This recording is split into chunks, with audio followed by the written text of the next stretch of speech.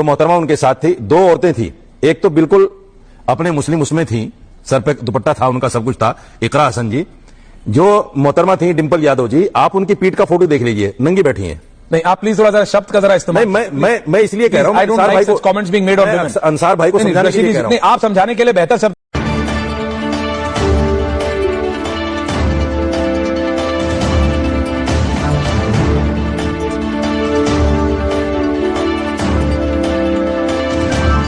नमस्कार। सावन के महीने में चारों तरफ बम बम भोले की जयकार हो रही है। उसी बीच मानसून सत्र के दौरान जगदीश धनखड़ का इस्तीफा सियासत में गर्मी बढ़ाने का काम किया है। उसी बीच एक और भूचाल देखने को मिला मानसून सत्र के दौरान, जहां पर लाल टोपी वाले अखिलेश बवाल काटते नजर आ रहे हैं। बवाल की खास वजह जाने तो धर्म गुरु इस्लामिक धर्म गुरु रशीदी ने डिंपल यादव, जो कि सपा के सांसद हैं, उन पे अभद्र भाषा का प्रयोग करते हुए उन्होंने उस वक्त ये जवाब दिया जब अखिलेश यादव पूरी टीम के साथ मस्जिद परिसर में हुए बैठक को लेकर हुआ। उसी बीच बीजेपी के नेताओं ने अलग अलग वक्तव्य में कहा। आइए सुनते हैं उन्होंने अपने वक्तव्य में क्या कहा। तो आप लोग बने रहिए NCR हलचल के साथ।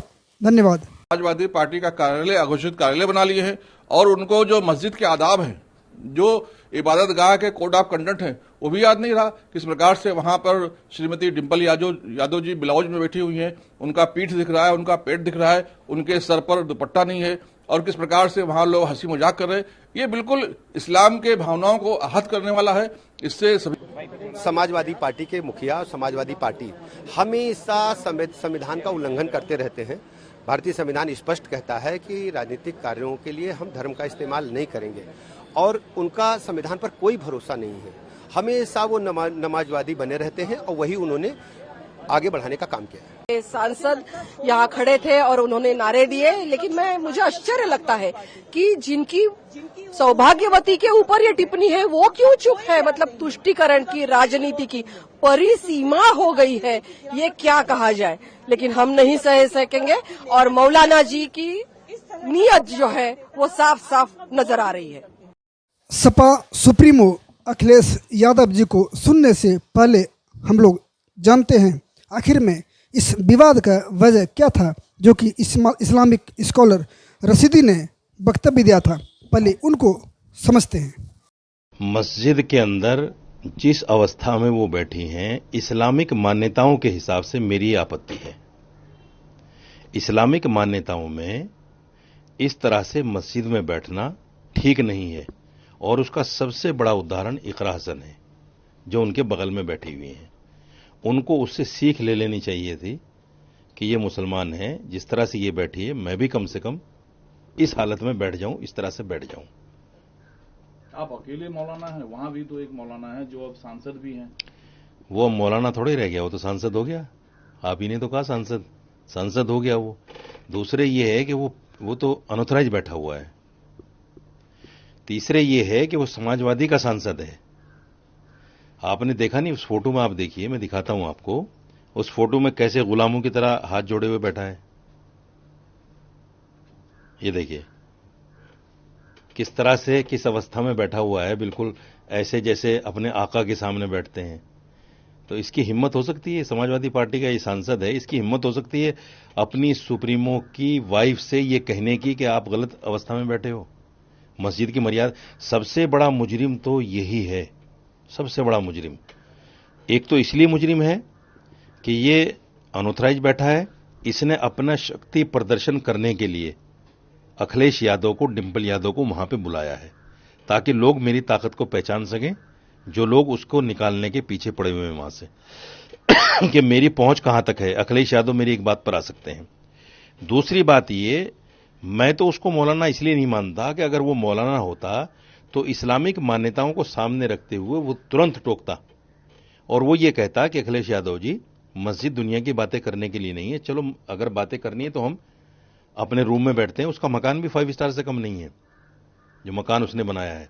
उसमें टीवी सब कुछ लगे हुए हैं, बैठने का अलग से हॉल है, उसमें चेयर वगैरह सब पड़ी हैं, टॉयलेट में उसमें लाखों रुपए लगा रखे हैं। तो वो वहां भी बैठ सकते थे, लेकिन उसके अंदर हिम्मत नहीं थी। जब अखिलेश यादव बैठ गए तो उसको वहीं चाय लानी पड़ी, वहीं उनको नाश्ता कराना पड़ा और वहीं बैठकर बात करनी पड़ी, जो इस्लाम के बिल्कुल खिलाफ है। बट ये एक डेमोक्रेटिक कंट्री है, इस देश का अपना एक फ्रीडम है, महिलाओं को चॉइस है कपड़ा क्या पहनना है नहीं पहनना है, ये आप डिसाइड कर रहे हैं। ये सीधे तौर पर महिलाओं के अधिकारों का हनन और जिन शब्दों का आप इस्तेमाल कर रहे हैं वो ठीक है? इसी लोकतंत्र में एक संविधान है हमारा। संविधान ये कहता है कि हर धर्म की अपनी मान्यताएं हैं, उन मान्यताओं को मानना, उनका प्रचार प्रसार करना, इस लफ्ज पे गौर कीजिए आप, प्रचार प्रसार करना, ये भी मेरे मौलिक अधिकारों में से आता है। तो मैंने उसी का तो प्रचार किया है जो मेरा संविधान मुझे कहता है। कि मेरा संविधान मुझे ये कहता है कि अपने धर्म के अकॉर्डिंग अगर कोई आदमी अनादर कर रहा है मस्जिद का, तो उसको आप कहिए कि ये अनादर कर रहे हैं आप। मैंने यही तो कहा कि आप अनादर कर रहे हैं। काफी शब्दों को तो दिखाया चलाया जा रहा है, ये नंगा शब्द इस्तेमाल करना कितना जायज है? देखिए, नंगा शब्द कोई इतना आपत्तिजनक नहीं है, क्योंकि समाज में भी ये लफ्ज बोल दिया जाता है। अब जो लड़कियां शॉर्ट पहन के चलती हैं, हर कोई उनको देख के बोल देता है नंगी जा रही हैं, हालांकि वो बिल्कुल नंगी नहीं होती, लेकिन बोल दिया जाता है कि नंगी जा रही हैं। तो इसका मतलब वो नंगी थोड़ी होती हैं। अगर मैंने नंगा शब्द बोल दिया, मेरा मकसद ये है कि धर्म के हिसाब से जहां वो बैठी हुई थी वहां सर पे पल्लू होना चाहिए था, उनका पूरा कवर होना चाहिए था जिसमें। इससे भी बड़ा सवाल मैं आपको बता रहा हूं कि जिस आदमी ने वो फोटो खींचा है वो समाजवादी पार्टी का ही तो नेता होगा कोई। उसी ने तो सोशल मीडिया पे डाला है जानबूझ के कि इस पर बात होगी। किसको भड़काने के लिए, किसको अपमानित करने के लिए? मुसलमानों को जलील करने के लिए, मुसलमानों को अपमानित करने के लिए, और मुसलमानों को यह दिखाने के लिए बेवकूफो जाहिलो, तुम्हारा वोट लेकर हम जो है पार्लियामेंट पहुंचते हैं, हम एमपी बनते हैं, हमारे 35-36 एमपी आते हैं, हम नहीं समझते तुम्हें कुछ भी। देखो तुम्हारा एमपी भी हाथ जोड़े बैठा है और हम तुम्हारी मस्जिद में बैठकर सियासी मीटिंग कर रहे हैं, जो करना हो कर लो। ये जानबूझकर तो मुसलमानों को जलील करने के लिए ऐसा किया गया है। पूरा समाज गुस्से में है। कुछ लोग कह देते हैं, कुछ लोग कह नहीं सकते, घूट पी जाते हैं। अब देखिए, मैंने बोला तो मेरे खिलाफ एफआईआर हो गई। मौलानाओं की ठेकेदारी सिर्फ आपके पास है? नहीं, इस्लाम की ठेकेदारी मेरे पास है। पूरे देश के मौलानाओं को तो नहीं मैं जानता कि उनके अंदर मर्यादा बची है कि नहीं बची है। जैसे मुहिबुल्लाह नदवी के अंदर मर्यादा नहीं है, वो सांसद क्या बन गया, गुलाम बन गया पार्टी का, उस इस्लाम की मान्यताओं को भूल गया। तो मैं तो भाई मान्यताओं को याद दिलाऊंगा उनको। नहीं, ये बात ठीक है कि मस्जिद जो है मुसलमानों के लिए सांस है, जीवन है, इस्लामिक उच्च परंपरा का हिस्सा है। यस, लेकिन इतना भी कुछ आपत्तिजनक नहीं हुआ था जितने आप भड़के हुए हैं। अब एनडीए के सांसद प्रोटेस्ट किए पार्लियामेंट परिसर के अंदर, तो आपने भारतीय महिला का अपमान किया।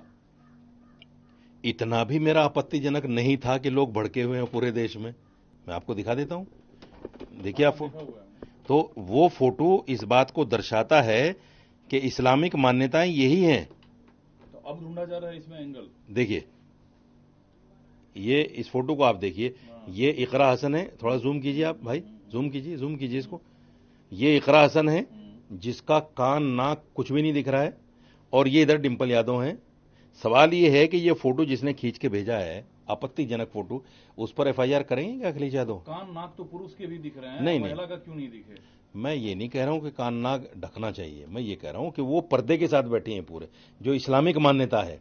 और ये हमारे यहां बेपर्दगी कहलाती है, जो इस्लामिक मान्यताओं के खिलाफ है। जिस आदमी ने ये फोटो खींचकर सोशल मीडिया पे डाला है, क्या अखिलेश यादव, ये समाजवादी पार्टी के नेता, उस पर केस करेंगे? आज अगर साजिद रशीदी ने, चूंकि मैं मुसलमान हूं, मैंने एक हिंदू महिला के खिलाफ, अगर यहां भी मुस्लिम महिला होती शायद ये खबर भी ना बनती, हिंदू महिला के खिलाफ मैंने बोल दिया। और एक सांसद बोला था आपने? ना, बिल्कुल नहीं बोला। मैंने तो इस्लामिक मान्यताओं को सामने रखते हुए बोला है। अगर वो हिंदू मुस्लिम महिला भी होती तो मैं तब भी बोलता। तो महिलाओं की भावना आहत हुई है तो माफीनामे में कोई हर्ज है? अगर वो माफी मांग लें कि हमने इस्लामिक मान्यताओं के खिलाफ किया है, हम तमाम मुसलमानों से माफी मांगते हैं, तो मैं भी मांग लूंगा। माफी मांग ले? अखिलेश यादव, डिंपल यादव। अखिलेश यादव ने तो बयान दिया, बोला कि जो कपड़ा हम संसद में पहनकर आते हैं वो हम कहीं भी पहनकर जाते हैं। मस्जिद संसद नहीं है ना भाई, आपको समझना चाहिए। जिस कम्युनिटी का आप वोट लेते हैं, मस्जिद उनकी इबादत की जगह है। मस्जिद को संसद थोड़ी है कि आप जिस हालत में चले जाएं। इवन देखिए पार्लियामेंट में भी वो लड़कियां जो मेंबर पार्लियामेंट बन जाती हैं और वो फिल्मों में अधनंगी होकर अभिनय करती हैं, वो भी पार्लियामेंट में जब आती हैं तो पार्लियामेंट की मर्यादा का ख्याल रखती हैं कि नहीं रखती हैं? वो कपड़े लेकर तो नहीं आती। तो आप पार्लियामेंट से मस्जिद जा रही हैं, आपको कुछ और थोड़ा ही करना, हम ये थोड़े कह रहे हैं साड़ी में क्यों आ गई, आपको सिर्फ सर पे पल्लू रखना था और अपने आप को ढक लेना था मस्जिद की मर्यादाओं के हिसाब से। तो आपने कोई समर्थन जुटाई इसको लेकर मौलानाओं के बीच, या अकेले आपने ये इस्लामिक मान्यताओं को रखने के लिए, उन पर बोलने के लिए मुझे समर्थन की जरूरत भी नहीं है। जिसको लगता है कि मैंने सही बोला है वो मेरे फेवर में आएगा। सपा सुप्रीमो अखिलेश यादव ने कहा, किसी भी धर्म में जो आस्था जोड़ने का काम करता है हम उनके साथ हैं।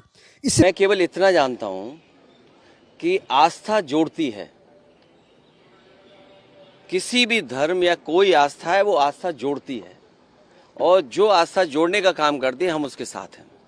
बीजेपी को यही तकलीफ है कि कोई जुड़े नहीं, दूरियां बनी रहें।